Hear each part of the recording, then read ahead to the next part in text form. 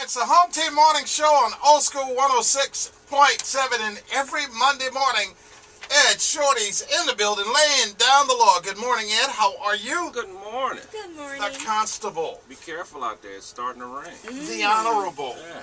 Edwin Shorty and Associates with a word to the wise already. Right? First thing he says is helping folks. Be careful. It's out there about the rain. Just in case, yeah. We mentioned this just a couple of minutes ago.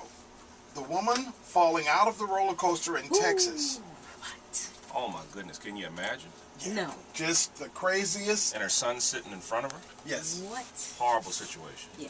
And she asked, hey, is this bar okay? It doesn't feel like I'm secure.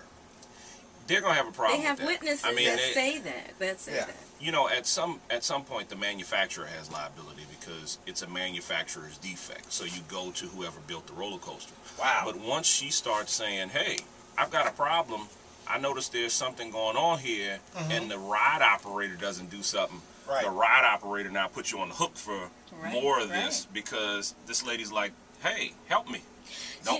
We're not ready to go yet. Now, what about instances, I'm going to use airplanes, for example, where they won't let people that are, larger sit in some seats, or they make you buy another seat. Yeah. Could this place have placed some sort of a weight restriction on the people that ride?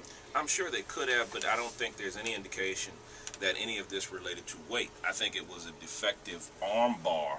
You know, you get these things and the bar locks on you. Yeah. I've never seen it be a problem where, depending on how big you were, it just is supposed to lock. And regardless of your weight, it's supposed to be able to keep you. And it didn't lock. It sounds like hers didn't lock at all. It clicked closed, but didn't lock in place. Exactly. But I'm glad, you know what, I'm glad you brought that airplane thing up. Just as an FYI to folks, it made me think about cruise ship incidents. And just beware, whenever you take a cruise ship, if you get injured on a cruise ship, there's always a little arbitration clause. You end up litigating in Miami or something. Oh, no. Wow. Yeah, so you got to travel back and forth. Yeah, airplanes don't usually have that. But when you purchase a cruise ticket, you're in Miami litigating the problem with the cruise ship. You're signing that off. You're signing that off, exactly. The family of this woman probably has wrongful death and all that other kind of stuff, right? Yeah, you get a, she has a wrongful death claim. And people always, one of the things folks dislike about lawyers is we have to value things that people say you can't put a value on, but that's our job.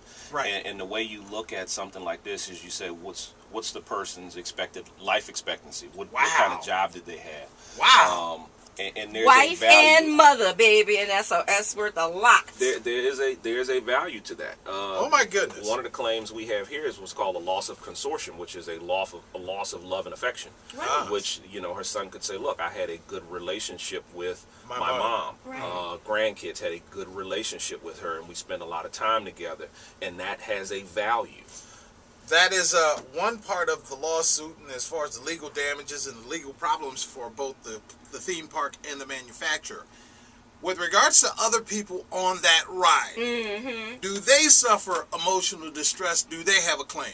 You can file a claim. Well, here, you could file a claim for negligent infliction of emotional distress. You saw this. It is very traumatic. Yes. Right. Normally, they want you to have some treatment that goes along with that. You can't just say, I'm traumatized. You're going to have to go see a psychiatrist or a psychologist to evaluate you and make sure that there is a claim there. I can't ride roller coasters anymore. I don't even want to go to theme parks I got a anymore. phobia now. I can't do that. You could have PTSD. Right. You could have a number of problems associated with that, and that is a compensable claim. You can get recovered for that. Especially for her son, who was sitting in front of her, who realized his mom just left the roller coaster. When we come back, Ed tackles Trayvon Martin once again, the Zimmerman case, and see exactly where we are now and where we go from here. If you got questions, go to our website, oldschool1067.com. We've got this information. It's going to be there. You can watch the video as well. And you can call this morning with your questions at 260-1067. It's the Home Team with LBJ and Kilder. And if you missed the show this morning, we're talking about Throwback Thursday and the person you most had a crush on. Eric Estrada. What? Any gay? Chips, baby. Any gay? No, he ain't gay. If he was, I don't care. I'd have straightened him out. I'd have straightened him out. Chaps, level. Yeah. Man, I thought he was money. No. Anyway, tomorrow we're going to tell you how you win Jazz Fest tickets. And of course, tomorrow we will be talking to Tracy Fletez. We'll have another home team check-in, and we're talking about prom dresses. They're giving them away. The Hornets are. It's going to be a fantastic day tomorrow. I went to the prom with Pam from Martin. I did. No, you did not. I thought I was Sad. anyway. I was. Let it go. We'll see you tomorrow. Home Team Morning Show, Old School 106.7. Yes, indeed, ladies and gentlemen, every Tuesday morning, we'll make that Monday morning, we lay down the law. Ed Shorty joins us. And with regards to this past Saturday, we had protests in 100 cities, protesting Stand Your Ground and castle laws, and asking folks to take a look at it and in some cases repeal them. Exactly. And you know, who are our people? National Rifle folks have pushed these laws around the country. And we had our laws amended a few years ago to add this doctrine to our self-defense statutes. And basically, our laws don't necessarily, they're pretty close to Florida's laws. Okay. In that you don't really have a duty to retreat. Our laws basically say any person who is in a place where he or she has a right, including a public space, does not have an obligation to retreat if faced with a real or perceived threat, and may stand his or her ground and meet force with force. Right. So it's the kind of the same idea that you don't have to run away. Eric Holder, the Attorney General, addressed this, and the President addressed it in the past couple of weeks, and his deal is that, okay, while this wasn't directly related to the Trayvon Martin killing, in other words, George Zimmerman wasn't tried on a stand your ground thing or anything like that, that it creates the environment that we feel more comfortable with carrying a weapon and shooting. Exactly. Because we feel as if there's something that we have that backs us up in the courts. Well, and then look at the statute I just discussed. We're talking about if faced with a real or perceived threat. Yeah. And the problem is, what do you perceive as a threat? Exactly. Some of us perceive different things as threats. Yes. And I think one of the main problems is you end up with weird situations. Yeah. I looked at a case in Houma that was a real recent case, and you know, this is the kind of silly things you end up with, and people may disagree with me calling it silly, but we had a guy in February, a Houma resident who was 21. He stood trial in the shooting death of a 15-year-old. They say that the 21-year-old acted in self-defense because he shot the 15-year-old after an altercation began when he tried to buy marijuana from them. Wow. And they say that basically he didn't start the altercation, even though this was a drug deal.